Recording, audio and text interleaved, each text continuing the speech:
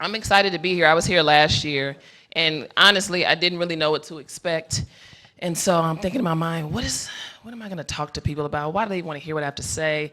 And then I ended up just having this really great conversation with everybody that was in the room. And we all kind of shared. I shared my story and my journey in the industry, and then they shared back. So this is not about me today, and it never really is when I get a chance to share. It's about you guys, and if everybody in this room leaves with something that they can take for the rest of their lives, I've done my job. I don't want to talk at you. I don't have a beautiful PowerPoint to show you and a bunch of stuff. I don't do that. So I share my story, and then I allow you to share with me. If you hear something that sparks your interest, or if you have a question for me while I'm talking, you can raise your hand and ask me, and I'll answer that. Because it's about everybody in here getting something out of it. And two, I'd love to get something from you all. I think that everybody has something to offer. So one of the things that I wanted to talk about, and the main thing I want to talk about, there'll be a lot of people here today that'll say, this is what you need to do to fast track your career, and this is how you need to do it. But I noticed that a lot of times, nobody's really speaking to the people who aren't necessarily happy where they are. Maybe you want to pivot.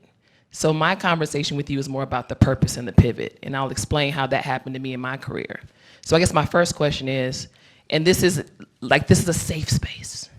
Is there anybody in this room that feels like they're ready to pivot in their career? It could be a whole nother thing that you want to do in your career, or if you want to get promoted, but if you want to pivot in some way, can you raise your hand? So I just want to make sure I'm talking to people in the room and I'm just not just running my mouth. Okay. So I'll explain to you guys how that happened to me. As you heard, I've been producing in the industry for quite some time, about 12 years, but I never wanted to be a producer, ever. That was not a goal that I had. I went to school to be on camera. I went to school to run my mouth. I went to school to do what I'm doing in front of you right now. But when I was in grad school, I had to make a decision. And I was told, hey, you can be on camera, you'll be great, but then you might have to do news. I'm like, I hate news. Oh, you might have to move. I don't want to go anywhere. I want to stay in Chicago. Oh, you might not make that much money. Okay, so this is not making much sense to me. I need somebody to explain to me why I want to do this in the first place. So they say, hey, you can produce. I said, okay, great. I'll do that. They say you make more money faster, and then you can just work your way from behind the camera to the front. It didn't happen like that. I got really good at producing. And after that, people didn't want to have me do anything else. So most of my career in producing, I was really great at it, and I still produce. But at the same time, I was disenchanted. I had this yearning to do what I really dreamed about doing, which was being on camera. So there was always an air of bitterness that I carried all the time. And for the pandemic, I blamed those not having opportunities to be in front of the camera on everybody else. I blamed it on my boss. The network won't give me an opportunity. I'm doing these carpets. They're not letting me be in front of the camera. All people are seeing is this. That's all they see on the camera, like this right here. They wouldn't see my face. And so I'm getting frustrated. And then what happens? COVID happens. The pandemic changed my life. And I know y'all probably sick of hearing people say that because they're like, oh, the pandemic, and it really did some things for me. No, it really changed my life, though. I'm not even gonna cap you, all right? So in that, I was able to truly pivot in my career, and it's just 4 things I want to share with you guys. 4 things that if you're interested in pivoting in your career or even in your life, I think they will be helpful for you. The first thing I want to talk about is the breaking point.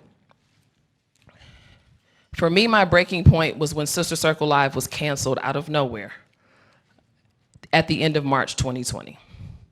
And I say out of nowhere because only 2 or 3 days before we were told that the show was not going to be canceled, that we had jobs.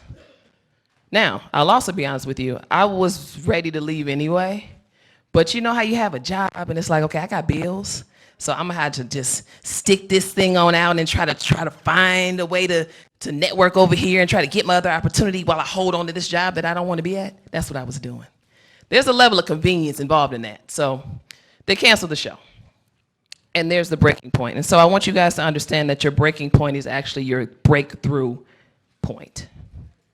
Sometimes we look at a break, oh God, oh God. And you go through that. You go through bouts possibly of depression, anxiety, whatever, you feel bad about it.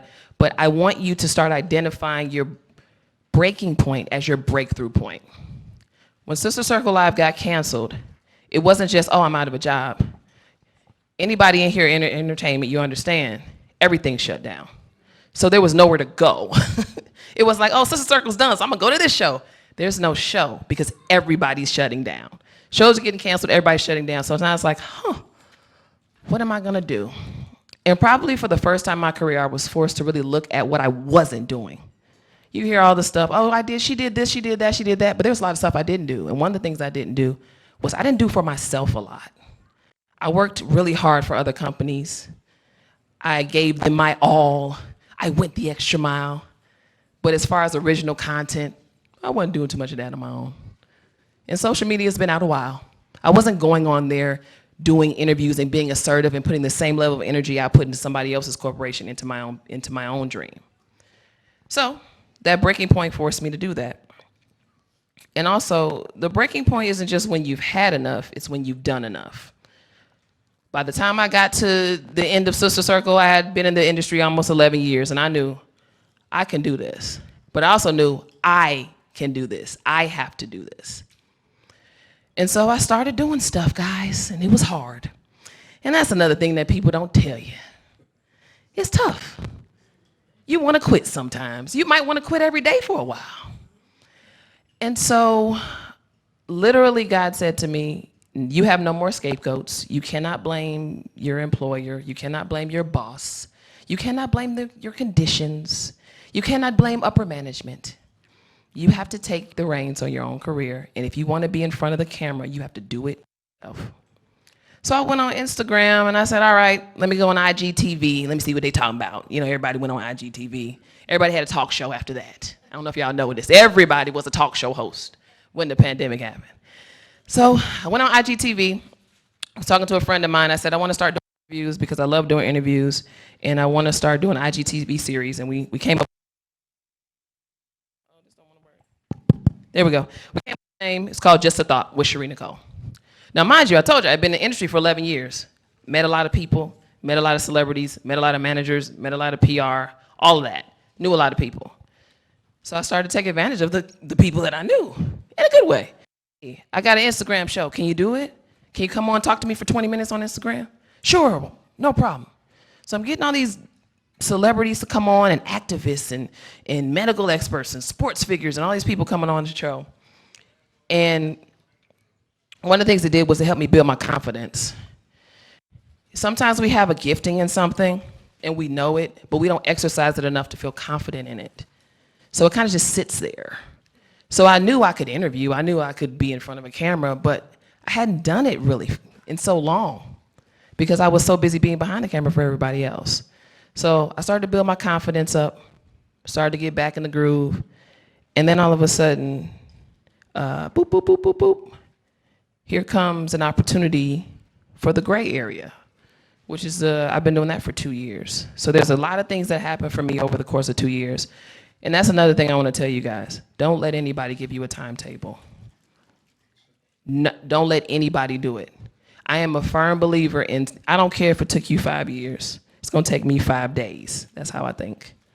So don't allow anybody to tell you, oh, you know, it took me 10 years. You need to relax. You're so entitled. I might be, because I want to win. But I'm going to do the work as well. And I think sometimes there's a disconnect. And then people get discouraged because somebody told them to calm down because you don't know that much. It's gonna take 2, 3, 4 years. No, it's gonna take me 2 weeks. Watch. So as I'm doing the JustAThought, I'm just doing it, guys. I'm still trying to figure out how to make money. I'm on unemployment.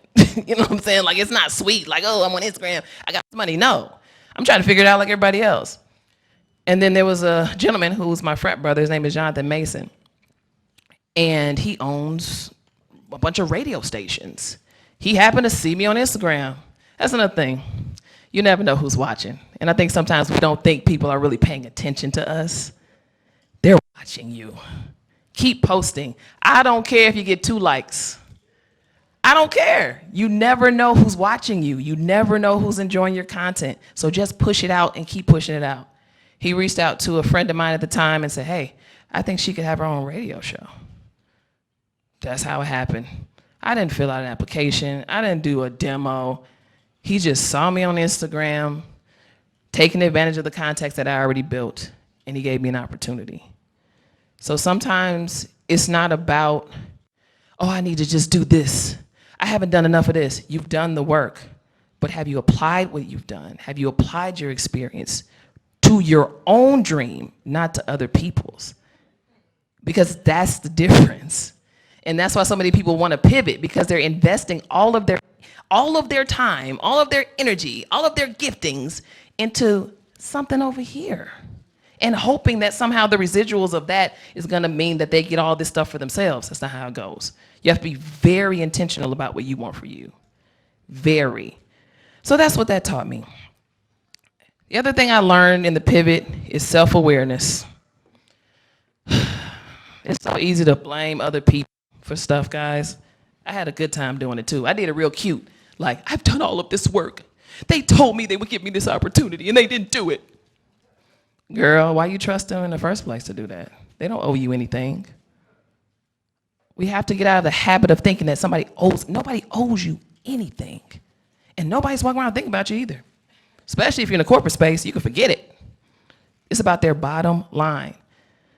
So the time I had when I wasn't working and trying to invest in my dreams and my goals, I started to be like, okay, Sharí, let's look at you. What aren't you doing? What could you be doing better? Are you investing a lot of your energy into things you're already very strong in and abandoning the things that you need to work on? Because we do that too. I talked about this the other week. Some of us are under the impression that we're working hard, and we are. But sometimes we're not working hard on the things that actually are going to get us to the next level. We're working hard on the stuff that we already know we're good at. So we need to think about how we're presenting in spaces where we want to be and how we're presenting when it comes to our dream. We got to be our own spark plug. That's my other tip. We have to be our own spark plug. Everything's going to come from you. Stop expecting people to do it. Yes, you need mentors. They're great. Yes, having support is great. Yes, having investors is great. But having you is the greatest you're going to have. So you have to lead off with that. That is so, so important. And for me personally, there was a level of self-confidence and self-love I lacked. And so in doing so, I didn't protect my gifts. My therapist called me Santa Claus, y'all. She called me Santa Claus. She said, how do you expect people to value you and what you bring to the table if you come in with 30,000 gifts every day?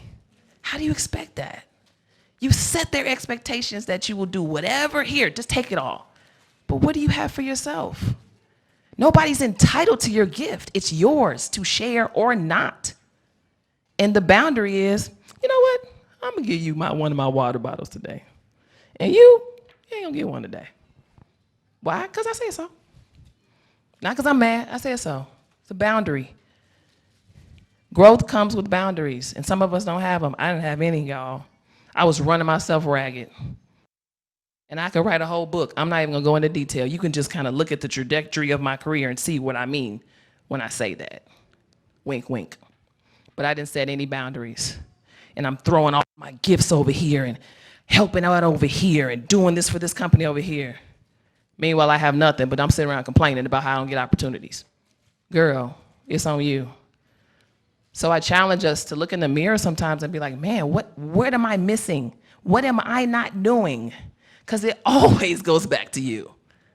I don't care if you're on a job and your boss is treating you terrible. It happens to all of us. We all got stories. But how did you respond in that moment? It still goes back to you.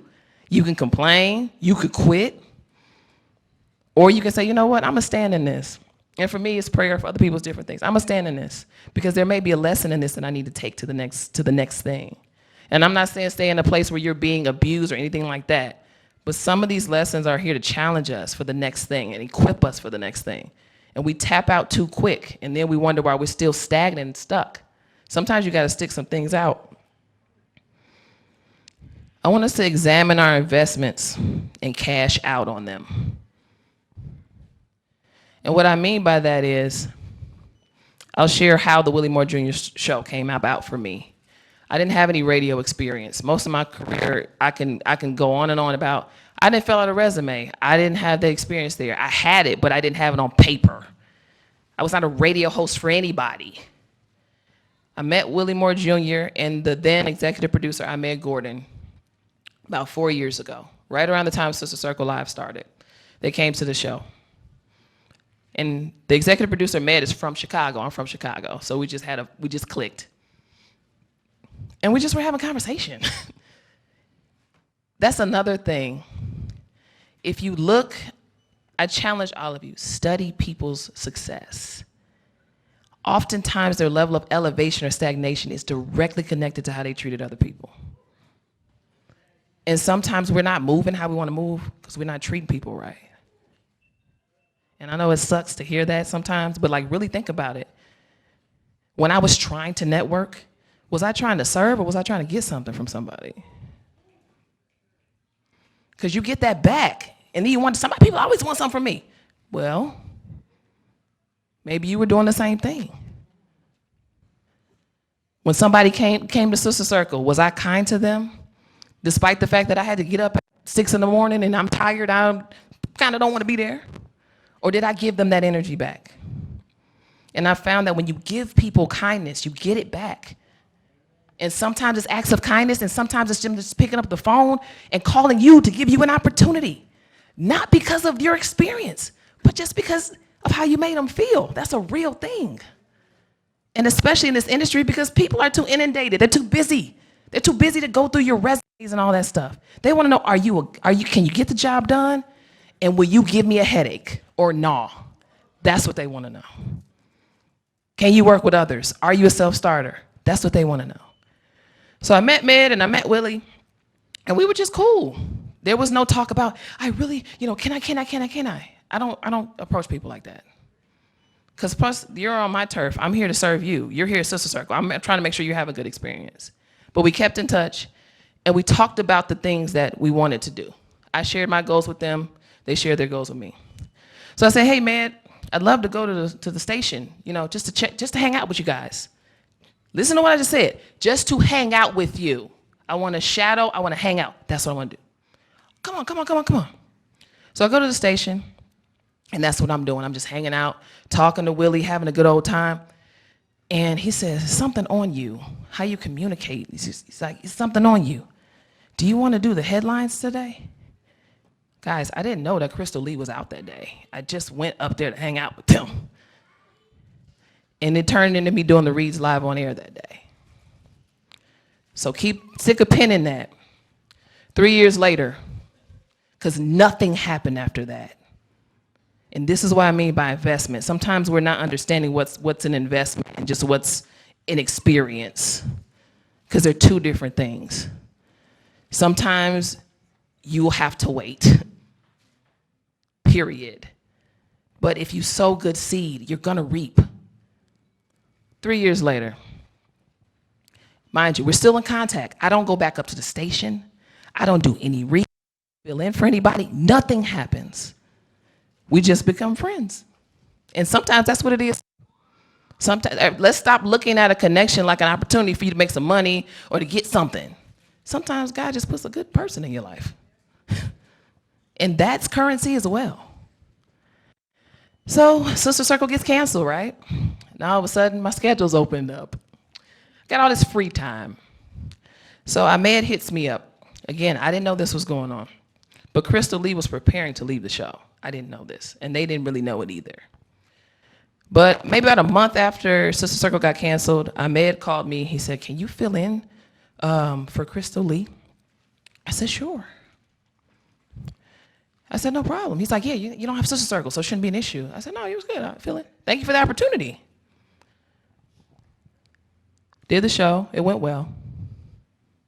Silence. But I kept working on my other stuff. I didn't follow up and say, when's the next time I can come on? Thank you for the opportunity. Just sow. Sow and keep going. And you don't sow in one place. You sow here, you sow here, you sow here, you sow here. About a month or so later, can you fill in for Crystal Lee for a week? She's going on vacation. I need y'all to understand, it's nationally syndicated radio. They could ask anybody to do this. They had way more experience than me. Willie wants you to do it. Fine. Thank you so much for the opportunity. Did it. Great job. Nothing happened. So Still working on my Just a Thought show. Gray areas popping up. Developing some original content for Fox Soul, just so. Mind you, I had to move out of my apartment because I couldn't afford it. It's interesting how blessings come on the back end of tribulation like that. So on one end, people see, oh, her career, she's doing this, she's hanging in there. On the other side, I'm like, I'm living with my sister. All my stuff is in storage. So, a few months later, can you do the show? Can you fill in? Crystal's out. Crystal Lee's out. Okay. So, keep it moving. At that time, Just a Thought became a podcast because the programming director from the Gray area, his wife, I don't even know her, saw Just a Thought on Instagram, on IGTV, and he happened to have a podcast network and said, I want your show, my wife loves it.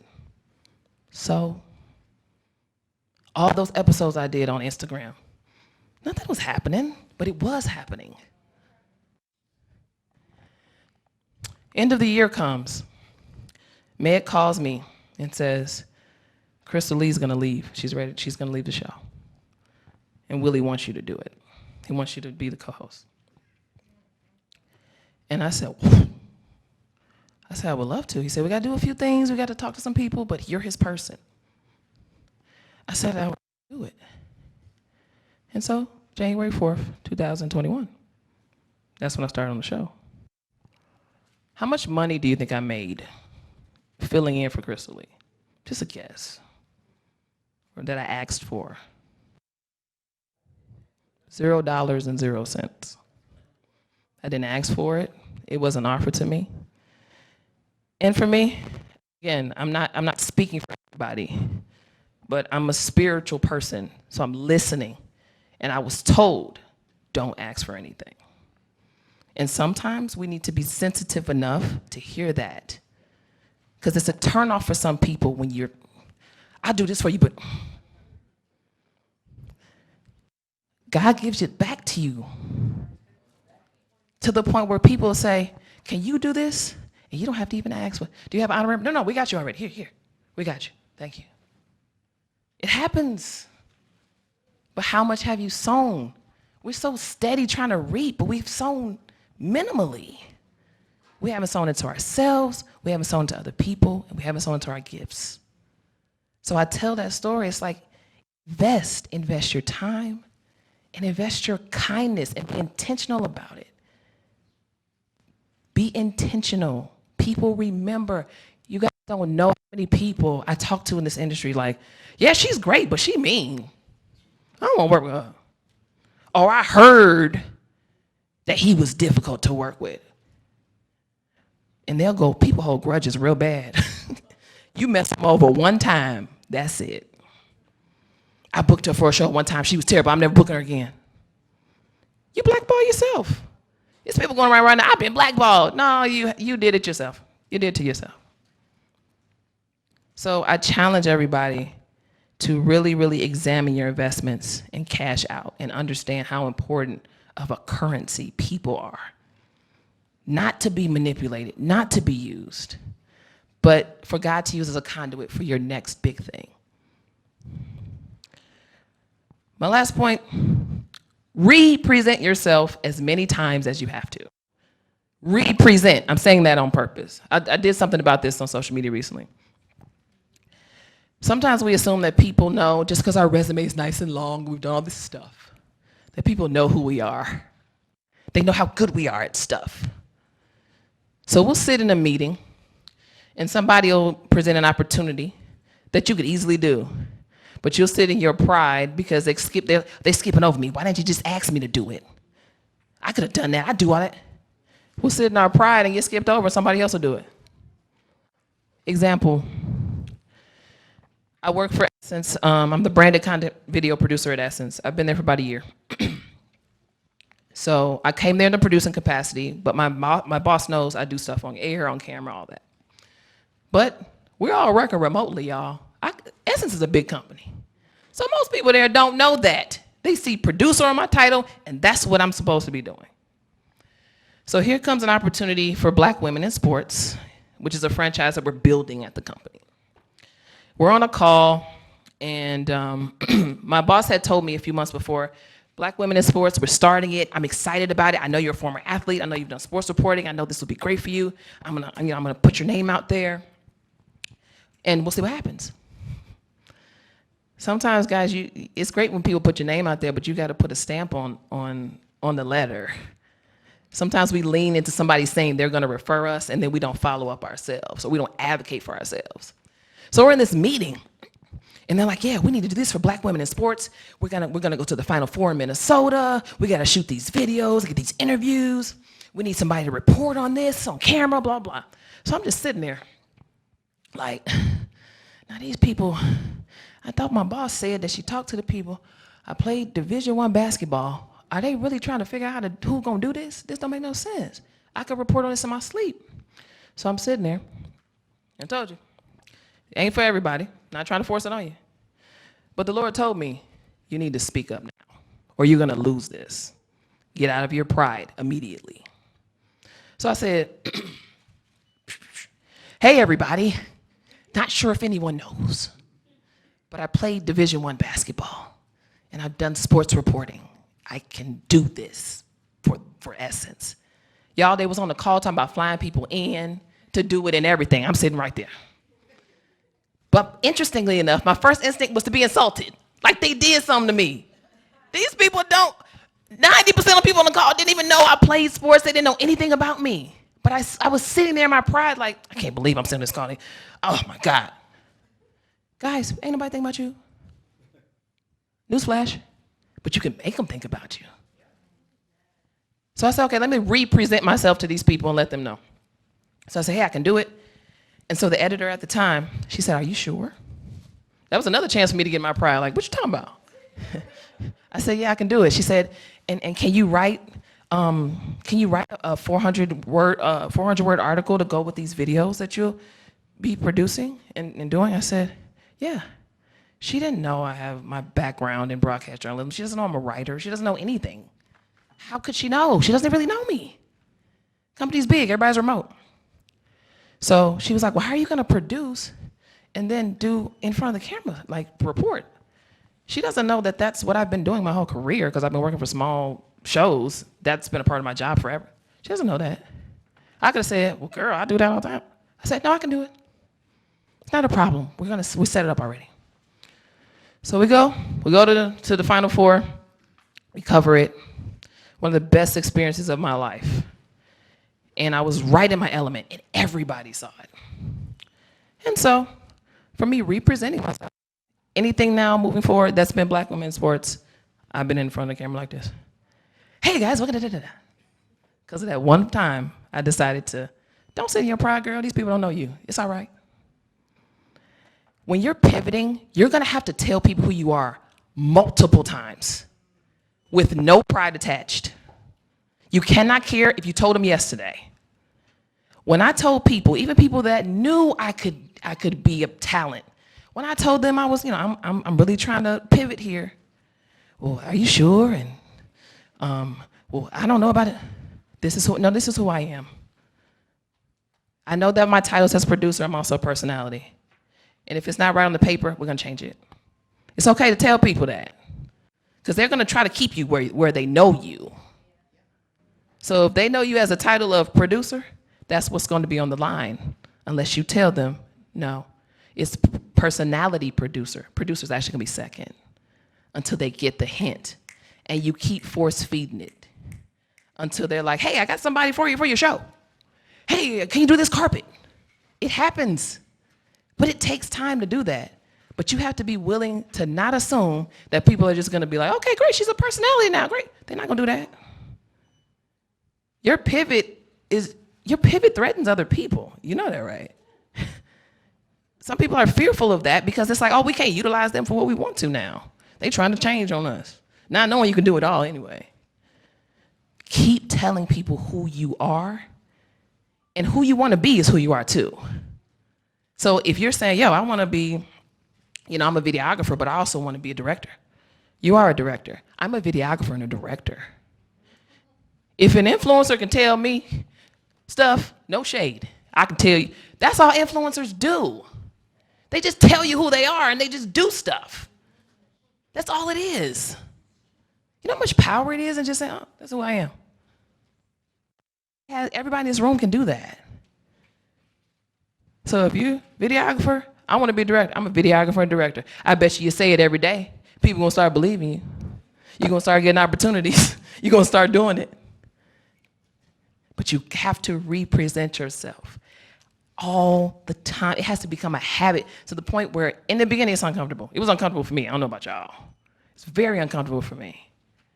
But now I have advocates like, yeah, here, Sharí, take this opportunity. I want you to interview this person. Come do this carpet, come to this show. All because I wouldn't let up. No, that's not, no, I'm this too. This is who I am. I know you produce, no. Guys, I had to tell my brand manager this multiple times. Stop leading with producing. I told him this every day for like months. He's supposed to be managing my brand. So if somebody that close to my career has to get the hint, imagine people that aren't as familiar with you and how long you have to. But you keep, they'll relent. It's all pattern, it's all habit. You can help create somebody's habit. You can do that. So, anybody in this room, I'm not putting timetables out there. I don't do that to people. The sky's the limit. What took somebody, and I'm gonna claim it in this room. If whoever told you, I don't know who it is, if somebody told you something was gonna take a long time and you got discouraged, I'm gonna speak that off of you. Because your timetable is not someone else's. And I do believe God is raising up a cohort of people that are gonna bypass a lot of these timeline standards because he shows himself in that. It ain't even about you. And then when he elevates you in an accelerated manner, then somebody else gets inspired. So no timetables, no limits. And if you can walk in that, a pivot is more than possible. And you can encourage other people to do the same thing. So for those who take notes, I still struggle with notes, y'all. I put them on my left phone now. The breaking point is your breakthrough point. Be your own spark plug. Be your own self-starter. Make it happen. Examine your investments and cash out. Where have you sown? How often have you sown? And who and what have you sown into? It will come back to you. And it's probably not going to come back to you in the way that you think it will, but that's the beauty of it. But it will come back to you. And then represent yourself as many times as you need to. I'm done talking at y'all because I don't do talking at people. But I wonder how much time I got?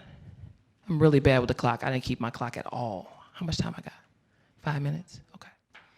Does anybody have any questions for me or something they want to share with the room?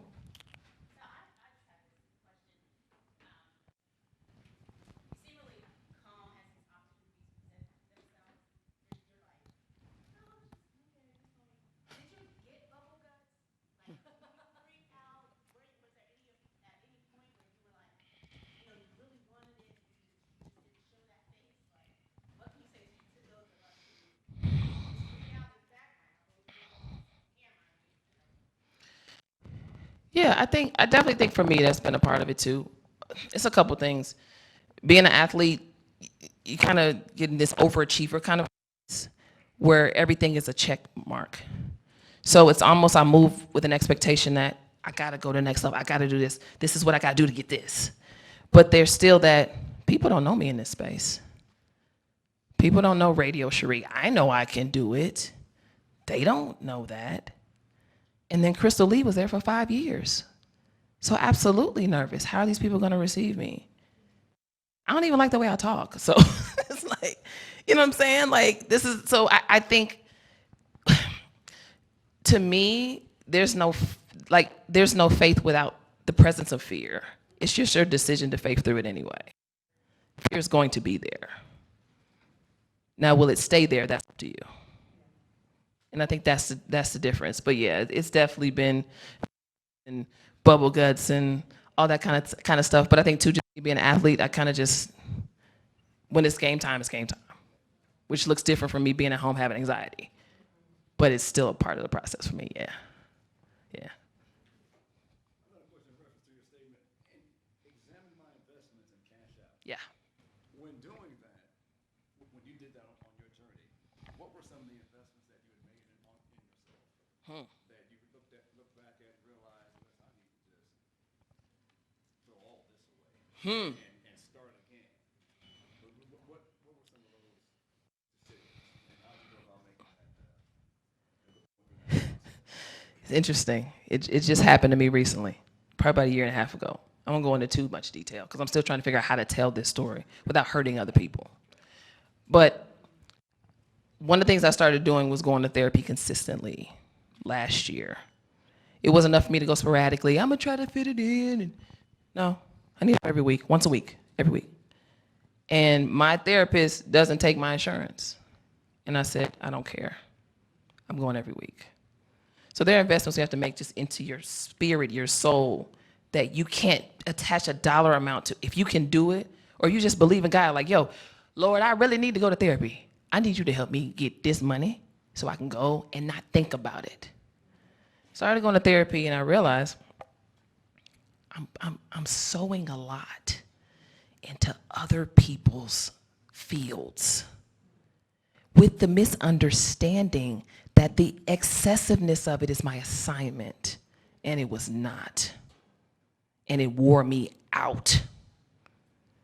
Me being so worn out, having so much anxiety, having so much resentment and bitterness, put me in a position where I said, strong line, strong boundary. That's it. But my God, wouldn't it be nice to not have to go through that level of pain and agony? To say, I'm done sowing and investing over here in this way. It took me to have my heart broken for me to understand that. And so I think that's, for me, was the difference. And with me setting boundaries, God revealed to me, he gave me confirmation that that's what needed to be done with those specific type of people.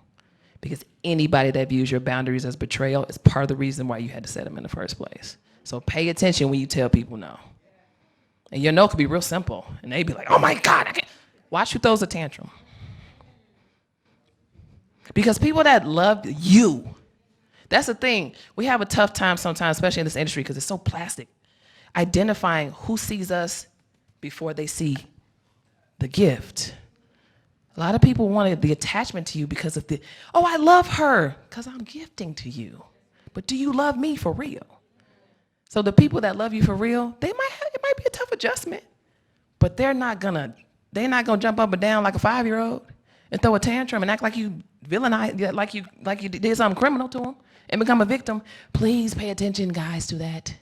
It's so real. I almost want to you should just do a no test on people. You know what I'm saying? Let me just see if you're really down for me. Let me just tell you no and see what happens. You will be shocked. And it'll be the very people you thought would never, ever do a no test. That's my challenge. But yeah, I'm still trying to find a way to tell that more fluidly, but that's what did it for me. I understand, and I'm assuming that the heartbreak, and not even that really necessarily matters, but the heartbreak both either personal or professional, so that you can Both. on either side. Absolutely. Absolutely. Absolutely. Yeah. What's up, sis? Yeah. Whoo, I'm reading right now. Why you do me like that? Don't nobody come up here and get mad at me, all right? This was before the slap. Will Smith's book is one of the best books I've ever read in my life. I did the audiobook. It is life-changing. As a creative, I just appreciated the way that they put it together.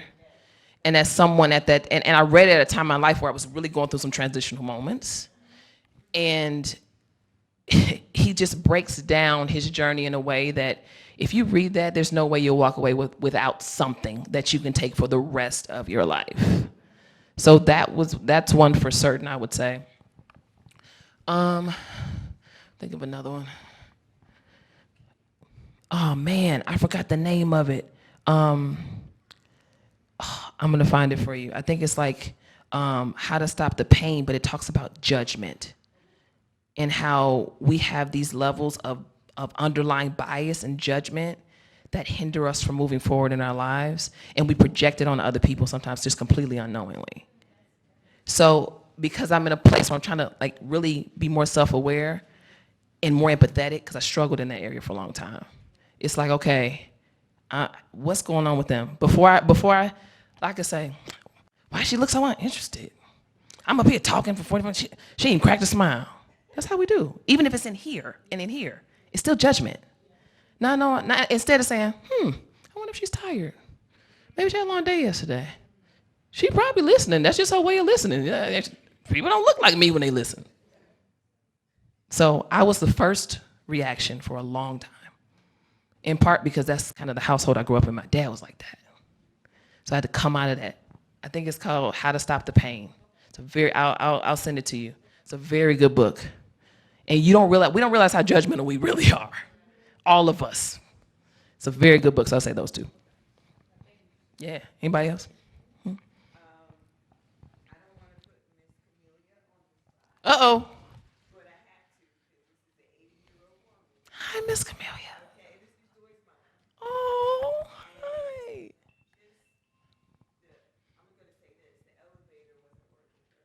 Mhm.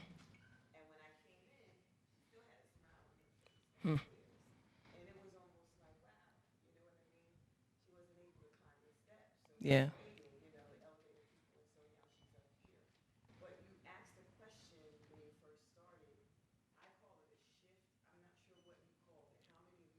Pivot, yeah. Hmm.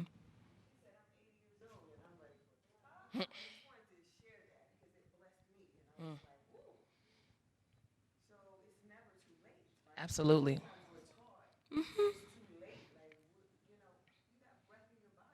Yep. Yep. Thank you for sharing that. Thank you. Because some people say it's too late and some people say it's too soon. Who are you to say that? And I can't get off of it because I know a lot of, I don't know about y'all, but I've heard that a lot. And when you hear it from people you trust and you love, it hurts. And then you take it on like it's real. So you stop pursuing what you're trying to do because you believe them. I believed lies for years. And people didn't tell me because they out of malice, but somebody lied to them. So that's what people do. Got time for one more? Good afternoon. I love your hair.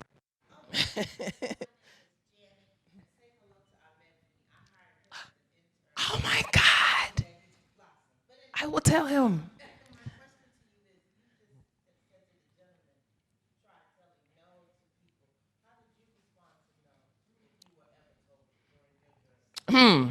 Okay, where's the couch at? The therapist couch. I'll try to share this really quickly. When I first started therapy, I was in a nightmare.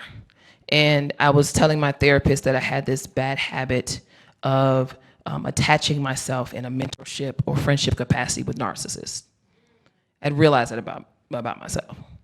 And she said, well, where do you think that comes from? I said, well, my dad's a narcissist.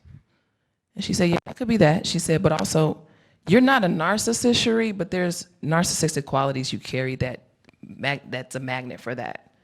And she said, you need to come into a space and own that that's the reality that you're dealing with so you can identify that and not have that continue to be your pattern and also work on you. Being that I was a spoiled athlete most of my life, I didn't do well with no at all. I was a tantrum thrower. I ain't talking to them. How dare they? Didn't do well with no at all. And I'm the oldest of 3 girls. I got a lot of the things that I wanted. I don't think I had the compassion and the empathy to receive a no until probably like 3 years ago. To really receive it and not have judgment on the other side of it, to not have anger or a grudge or bitterness on the other side of it. And I'll leave y'all with this too, because when I talked about boundaries, I also had to make sure there wasn't bitterness on the backside of a boundary that I set.